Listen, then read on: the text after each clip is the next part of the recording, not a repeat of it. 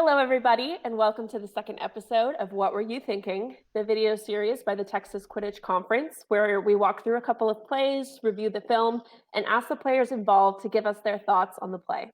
First, let me introduce myself as the guest host of this episode of What Were You Thinking? My name is Katie Stewart, and I started playing Quidditch at Texas A&M in 2015. I have since graduated and now play for Texas Cavalry. Our friend Juan is going to help us out here with the camera work. But today, our guest is Mehgan Orsak. Mehgan, why don't you introduce yourself and tell us a little bit about you? Hi, my name is Mehgan Orsak. I'm a senior at Texas A&M University, and I play on Texas A&M Quidditch. I have been playing, this will be my fourth year, and I started off on silver, and I'm actually the vice president of the organization this year. Right, and you play beater? Yes, I play beater. Okay, great. That's important because today we're going to be looking at film of you and your teammate at A&M, Shania Carroll, playing in a double gender minority beater set. I'm going to note up front here that we're going to refer to it as a double female beater set for the majority of the video, but that's because both players we're analyzing here identify as female. And then to give an overview of it, typically I've called this beater set 18-wheeler, but that's because a lot of my teammates on Cavalry come from the UT Quidditch system. And whenever they started playing it, historically at the time, I guess there was some promo video that involved an 18-wheeler with UT football. And just the idea of adding in the extra male chaser gives you that powerful image of the 18-wheeler going down the highway, so that's why they call it 18-wheeler. But do you guys have a specific name for this type of play at A&M? Yes, we call this Yam Squad. Yam Squad. It's just like a fun little name. I don't know even how it came to be, but kind of the same idea, right? Right. Yeah, we're about to go yam on him. Yeah, yam on him. Love it. Okay, cool. Yeah, well, and so the reason that teams that like A&M might opt to move to this double female beater set is that once they have both female beaters in the game, they can then swap out the female chaser that they had on the pitch to another male chaser. So then they would have two female beaters and three male chasers and a male keeper. So let's go ahead and look at this offensive clip here. The film is from the Southwest Collegiate Regionals from this year, where A&M was playing Texas State. So to set up this clip first, we're going to take a look at where kind of everyone is to give you guys an idea of what the clip is going to look like once we get started. You can see the quaffle up top is with Hayden Altman. And beater-wise, we have Shania Carroll has a bludger just kind of in front of Hayden there. And you do not have a bludger. You're a little in front of Shania, but as soon as the clip starts, you kind of make a move to go around to the back of the hoops. And then the Texas State beaters are Cameron Ogilvy is sitting right at the hoops with the blue bludger. Yep. And then Maya Heinbaugh is off to the left a little bit, but moves in towards the hoops as well. Both Texas State beaters there playing sunk very close to the hoops. So let's watch this through one time, see kind of what happens, and then we'll get your thoughts on it and let you walk us through what you were thinking. Sounds good. Go ahead with the video. All right, so like we said, Hayden starts up top a little slow. You push around back. Shania beats out a chaser, and then they flip the quaffle to the backside. Maya presses, but he blocks the beat. And then you go after that ball and scuffle with Maya. They end up flipping the quaffle back for a reset. You can see Shania just held her ball. And at the very end here, you'll see your ball comes back. You regained that ball and threw it back to keep control. Right. So let's go back and Mehgan, why don't you walk us through kind of what it felt like to be in this play, what choices you were making, kind of what were you thinking? Right. So the plays before this, we Shania and I only had one bludger, and I had possession of our one bludger. And it just wasn't really, we weren't gaining control. It just kept kind of switching, like the balls just kept switching around. And so we ended up, I gave Shania the ball, tried something different. I ran back to behind the hoops, and this kind of just gave me an advantage of the whole field. I could get a better sense of what was going on. And so, yeah. Watch it happen. So I go behind, and I kind of just wait in this moment for something to happen, maybe like a mistake, a rogue ball, or even I could even like go behind and try to grab a ball if somebody Trying to wasn't do a poke. Yeah. right. And then they flip the field, forcing the beaters to change. You can see both of them immediately turn their back to Shania, who has the ball up top. Maya and Cameron are both looking exclusively at Quaffle. So that is an opportunity there. It's difficult because especially Cameron is sunk right between the hoops. But if Shania chooses to pick off there, that's obviously an option to try to get control back as well. But instead, obviously, Maya throws at the chaser, the ball goes rogue, and that's when I go for it. And then there's kind of a little scuffle there, and I'm sure a lot of beaters have been in that position. All you think about then is just like, I need to get this ball. And then did you beat her out, or did you just come away with it? I think I just came away with it. I think it was a pretty quick transition, so I think I just threw back because I didn't want to get beat by Cameron there. Awesome. So. Yeah, I mean, it was a great way to regain control. Right, but I could have tapped Maya out in that situation. That could have been, I'm not sure if I did or didn't, but that could have been another play. Okay, awesome. Well, let's go ahead and move on to the next clip that we have prepared here. This clip is a defensive play where Texas State is going to have Quaffle and Texas A&M is going to be on defense. Let's go ahead and get that set up. Awesome. So what we see starting here is that the Texas State beaters, which are Tess Acosta, has the two balls there in front of the hoops, one on the ground, one in her hands. And the other Texas State beater is Jared Kinser. He's off to the left there. And as you can see by the bludger setup here, they're going to play 1.5, which is a beater strategy where one beater here, Tess, holds a bludger and protects the other one on the ground. And the other beater here, Jared, pressures the lone bludger on defense to try to take that bludger out of the play long enough to let their chasers have a moment of no bludgers where they can hopefully score. So Megan, do you want to tell us kind of what's going to happen here or give us a little preview before we run this clip? Right. So I end up having the ball in this clip. And so there's going to be a decision that I make. And I don't know if you see it on the screen, but I kind of yell to my partner, Shania, like, get ready for this. But that was a really fun moment, especially what happens after. Okay. But yeah. Yeah, let's go ahead and watch it then, and then we can talk about kind of what choices you made and what your options were and everything. Right. So they pass the Quaffle off, and then the camera's going to turn kind of quickly. So you pay attention. Jared's running in there. You have the ball. Pass it off.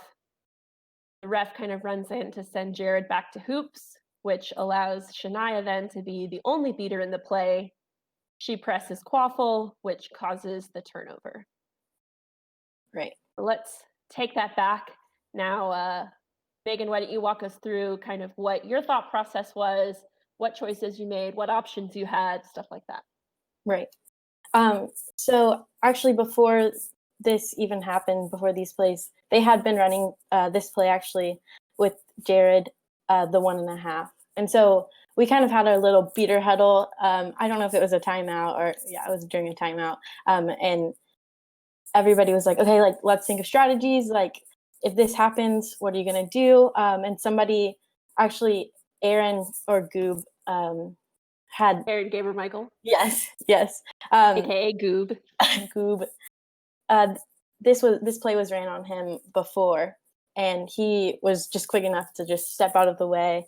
And while this was happening, I was kind of like formulating my own plan, like, what else could I do? And so I kind of just ended up baiting this tackle dishing the ball over to Shania, and that ended up in like Jared ended up getting sent to the hoops. And then I mean, in this moment, right, and so that's an interesting moment because I mean somebody's running straight at you, and you're like, I can't just stay here. I have to do something. Seconds to decide because if you had just held the ball, right, maybe he tackles you and the ball goes flying and he regains the ball. Like, who knows? Then that third ball is on the ground over by Tess and you guys are without a bludger on defense, and that's not a good look. Right. Or so I think the choice to pass it off was a great choice there. Right. Or even if I would have just stepped out of the way, he could just keep in like being a pest, trying to get the ball from me. Sure. But it allowed Shania to refocus her position on Quaffle and then force that turnover. So. And then at the end of the clip, you kind of see after you get out of the traffic of all the people, you head upfield. Right. After what's your plan there? Right. So I was a little disoriented just from everything happening all at once. And so I run into several chasers, you can see. And then I'm like, oh, shoot, I need to go find another ball. And so I go run up, try to get hopefully the second ball from Tess. Makes sense. Well, awesome. So we have one more clip we want to look at with you, Megan. This last clip that we want to share with the viewers is a quick look at you and Shania playing together snitch on pitch, because it's just a really fun sequence of events to watch. So to set this clip up, it takes place right after a pause in the game for Broken Broom. We start off with you and Shania on the left here. On the left side, you have a ball and Shania does not. She's kind of buffering in front of you. And then the Texas State Beaters are Bradley Himes with a ball and John Molina also with a ball. And you can see the snitch is right there behind Bradley and John. Aaron Gabermichael is the A&M seeker, and he is kind of just outside of the area. And the Texas State seeker is the one who experienced the Broken Broom. So he's just off to the right, and he's going to head back to hoops right as soon as the play starts. So why don't you set us up to watch this play, Megan? What kind of thoughts do you want to give us before we watch the clip? Right. So I'm not sure if you can really tell, but at this angle, or at the camera angle that it is now, but I was almost behind Shania, so I wasn't sure that Bradley even saw me. So right away I started like formulating a plan. I was like, okay, like I can use this to my advantage. And so I end up kind of faking one way and end up beating to the other way because of the two beaters who are just kind of facing my way. I don't know if you can see that. Yeah, gotcha. Okay, well, a lot goes on in this sequence, so let's watch it through one time and then we'll go back and break it down. Go ahead. Right, so play's about to start. There you go. Like you said, you step towards John and then trade with Bradley. Meanwhile, Shania caught John Molina's throw. John goes for the extra ball. The other one went back towards y'all's hoop so that you could collect it. And then Shania and Bradley both beat seekers. Bradley beats Shania. Then you come in and clean up, beat out Bradley, throw a ball back to Shania and go for that control. John beats you right there at the end. Right. So let's backtrack and let us know. Go through all what are your thoughts here? Right. So as I said, right from the beginning, that play is made where I fake, and then Shania, kind of in the midst of that confusion, I feel like she gets ready and down, ends up catching John's ball. Yeah, John goes for that little tap beat right at kind of her hip. Right, and she just... And her hand is right there, and she catches it, which is awesome. And also, in that play, so she has the ball. There's two on the ground, one rolls to me. So we already have a good chance at control right there. But she does end up going for that beat on John, I believe. Right, which is good because otherwise John could have regained control. That purple one is still off pitch. Right. And if he doesn't get beat there, then both you and him are going for that ball. It's Exactly. not necessarily who knows who ends up with control at that point. Right. Okay, so then we move into this sequence where Bradley and Shania both have a ball. You're Mhm. collecting the purple bludger off pitch, but Exactly. these two are both coming in. And what's really interesting here, I think, is both of them are looking at each other, but instead of beating, or they're facing each other, but instead of beating each other, they both like zero in on the opposing team's seekers. Exactly. You can see we progress that clip, both Shania and Bradley Right. throw at the other seekers and then go to collect their ball to try to beat each other out. Right. And so And I then think you come in, and what were you going for here? so of course there's a couple of plays that are being made while I'm still coming from the hoops, and so I feel like I have that advantage. I kind of see what's going on, and I'm kind of out of the play at first, and so um, whenever Bradley is beating out Shania and throwing back, he doesn't really see me, and so I'm able to kind of almost sneak up and kind of get the edge because he does get ready right away as soon as he sees Right. me. Yeah, you I'm can just see him try to go for that catch, Mhm. which is the best move he could probably make there. Right. Um, but yeah, you were so ready that you caught him off guard a little bit, I think. Exactly. And then But as far as the throws that Shania and Bradley made before, you can see that they both prioritize seeker. Is that something that you guys will always do when you're playing snitch on pitch, yes. or So what's your strategy? right. So we prioritize seeker for sure, just because they have the power to just end the game and get those extra points that can really like end up in the difference of somebody winning or losing. Definitely. And you can always regain control. So of course, bludger control is super important, and it's a lot more difficult for snitch on pitch when you only have one bludger. Um, we definitely during practice have always been drilled, seeker first, where you can tap them out really quickly sometimes, and then kind of then focus toward the beater. Awesome. Okay, so on this last part of the clip here, you see you running towards, you throw that ball back to Shania, Right. so that we definitely have at least one ball, and then you go for the purple bludger to try to regain control, Mhm. and John beats you out. So walk us through that process for you. Right. So I saw my bludger, obviously, and then one on the ground. And so my thought was, all right, let me get this back to Shania. I can grab this purple ball and then we'll have control. Obviously, I didn't see John. And so that's kind of an area that I can definitely improve on is just surroundings, being aware of what's going on. That's super important for a beater. And I could have definitely just kicked the ball or slapped it, something much quicker than trying to bend down and Do a full grab the scoop. ball. Right. Yeah. Okay. Well, awesome. Kind of just to close this out, I want to talk about really quick how exciting it is for us to see the double female beater set coming up more and more in college Quidditch. We've seen it in teams like Texas Hill Country Heat. They play it every once in a while. That's obviously one of the top teams in club Quidditch.